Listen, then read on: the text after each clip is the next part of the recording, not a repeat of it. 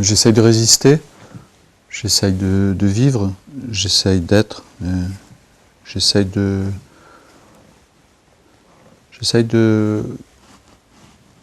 à plusieurs de se tenir chaud dans un monde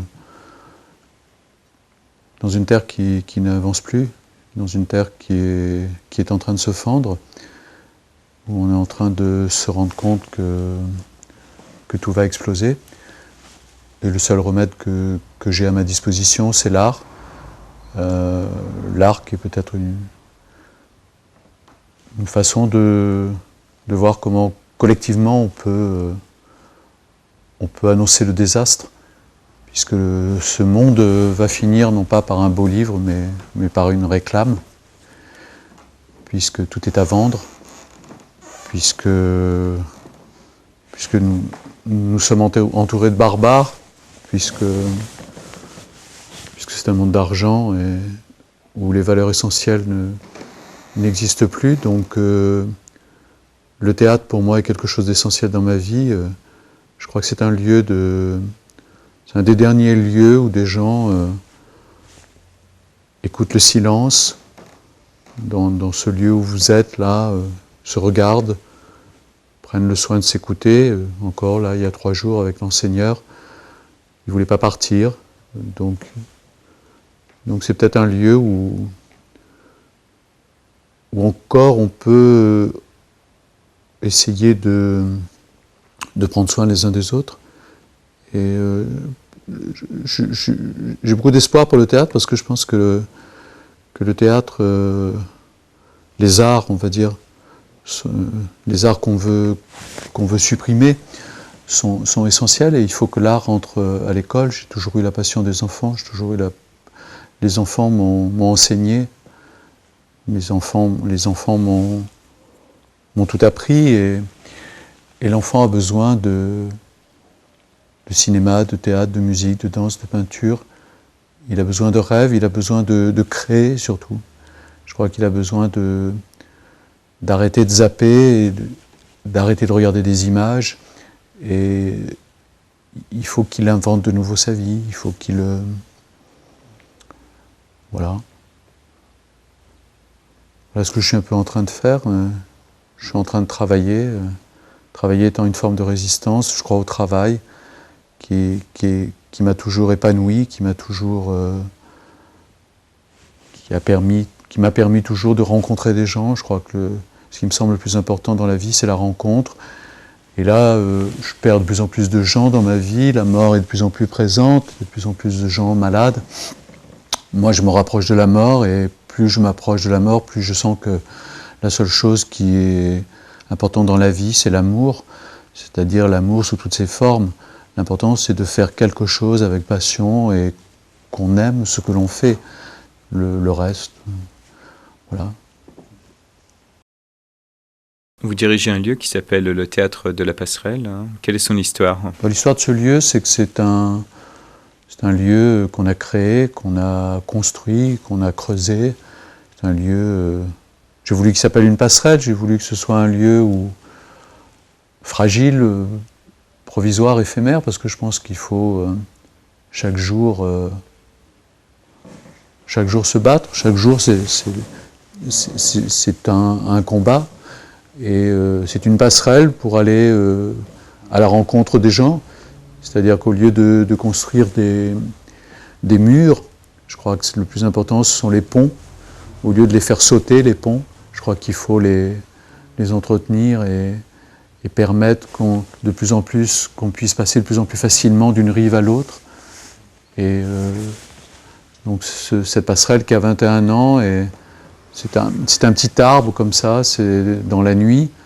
C'est aussi une manière pour moi de... Je crois qu'il faut toujours être à côté. J'ai toujours dans le off un peu de la vie. Il ne faut jamais être dans ce qui brille. À ce sujet-là, je vous avais préparé un texte que j'aime beaucoup de Rostand. Il dit « Et que faudrait-il faire ?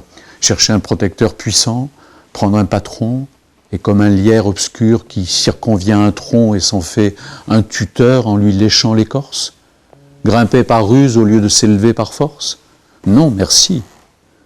Dédier, comme tous ils le font, des vers aux financiers, se changer en bouffon dans l'espoir vil de voir aux lèvres d'un ministre naître un sourire, enfin qui ne soit pas sinistre. Non, merci. Calculer, avoir peur, être blême, aimer mieux faire une visite qu'un poème, rédiger déplacé, se faire présenter. Non, merci, non, merci, non, merci. Mais chanter, rêver, rire, passer, être seul, être libre, avoir l'œil qui regarde bien, la voix qui vibre, mettre, quand il vous plaît, son feutre de travers, pour un oui, pour un non, se battre ou faire un vers. Travailler sans souci de gloire ou de fortune, un tel voyage auquel on pense dans la lune. N'écrire jamais rien qui de soi ne sortit. Et modeste d'ailleurs, se dire, mon petit, sois satisfait des fleurs, des fruits, même des feuilles, si c'est dans ton jardin à toi que tu les cueilles. Bref, dédaignant d'être le lierre parasite, lors même qu'on n'est pas le chêne ou le tilleul, ne pas monter bien haut, peut-être, mais tout seul. Et je crois qu'effectivement, l'important c'est son parcours, et de rester un homme libre, et c'est ce que je me suis toujours efforcé de faire avec une équipe, collectivement, avec des gens, parce que le théâtre de la Passerelle ne serait rien s'il n'y avait pas... Des noms, Michel Bruzat, de ces personnes qui vous ont accompagné dans cette aventure? Je veux dire que la personne la plus importante sera celle qui va travailler demain ici, mais sinon, tous les gens qui m'ont accompagné, on peut dire que Dominique Bassé-Chercot, qui a construit ce théâtre avec moi, ou Fernando Lopez Fadigas, ou Odile Montmarson, ou Dolores Alves, on peut dire, vous voyez, c'est la pierre, c'est la base. Et après, bien évidemment, il y a eu les grandes rencontres de ma vie avec Marie Thomas, Flavia Varghez, Yann Caraquillo, Philippe Labonne, Jean-Pierre Deschex, Dominique Desmond, tous ces gens qui m'accompagnent et qui sont tout le temps avec moi. Et c'est un lieu de fidélité aussi. On dit la Passerelle, c'est un lieu de fidélité où j'ai construit une famille comme ça, une famille de... je me sens bien avec eux. Ça c'est la partie de la création. Puis il y a eu l'autre partie. J'ai toujours été passionné par l'enseignement.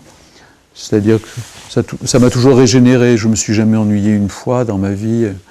De la même manière, je me suis jamais eu l'impression de travailler un jour dans ma vie. Je ne fais que travailler, mais c'est ma vie à moi.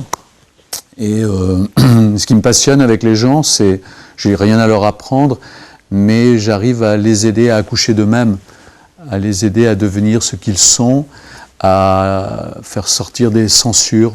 On dit que je transmets une confiance et que je sers un peu de trampoline comme ça, à l'image de ce groupe que vous connaissez bien, comme les Gaspard, ou maintenant les Vilain Pou, tous ces jeunes, ou tous les gens qui sont passés ici, qui travaillent tous. Quand je vois Lucie Gouga, la compagnie des Indiscrets, des gens comme ça, tous ces gens bossent, ils sont tous un peu passés par ici, donc j'ai été à un moment donné sur leur chemin, et j'aime bien être sur le chemin, et j'aime bien être à l'origine, au point de départ. J'aime pas trop les héritages. J'aime bien au départ quand il n'y a rien, et puis construire la maison comme ça, puis après qu'ils s'envolent, et qu'ils fassent leur chemin, et j'espère qu'il en restera de nos rencontres et de nos nuits, qu'il en restera comme ça une flamme, une petite étincelle qui va toujours briller dans leurs yeux. C'est une salle de 100 places.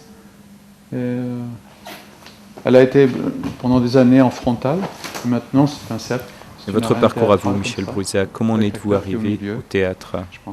Une question toujours très, très, très, très difficile. De toute façon, toutes les questions sont très, très difficiles si on veut être authentique et sincère. Et peut-être qu'aujourd'hui, je pourrais vous répondre, je suis arrivé au théâtre parce qu'il y a un enfant en moi, un enfant qui ne veut pas grandir, parce que j'ai la passion de l'immaturité et parce que j'aime le jeu. C'est peut-être parce que j'étais un enfant très joueur qui jouait toujours avec un ballon. Au départ, je voulais être professeur d'éducation physique. Puis après, j'ai fait la fac de lettres, j'ai fait une maîtrise de lettres modernes. Mais le théâtre était toujours à côté de moi. Le théâtre, c'était pour moi une façon de de rêver, de me déguiser, de jouer, de m'amuser. Je crois que dans le théâtre, il y avait chez moi le jeu, avant que le théâtre ne devienne quelque chose de grave et d'important, avant que le théâtre devienne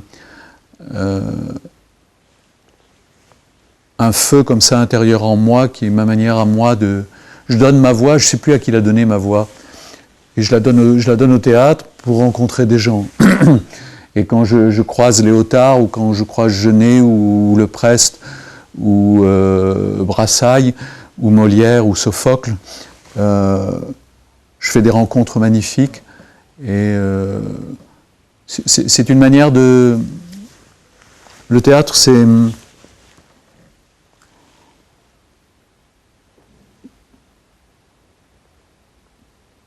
Le théâtre, c'est le plaisir, oui. Le théâtre, c'est le plaisir, et puis j'ai toujours eu le plaisir de pouvoir inventer, créer. Mais en fait, vous savez, je suis quelqu'un... j'aurais fait du théâtre, j'aurais été éduque, j'aurais été instit, j'aurais été... je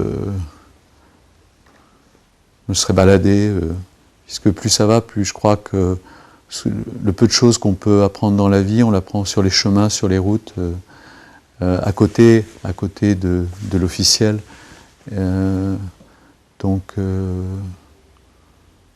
Mais ce dont je suis fier, je crois, c'est que je suis resté un artisan et je ne me suis pas éloigné de mes exigences, de mes rigueurs, et je reste au plus près comme ça. Je ne suis jamais devenu un marchand, je ne suis jamais devenu un épicier.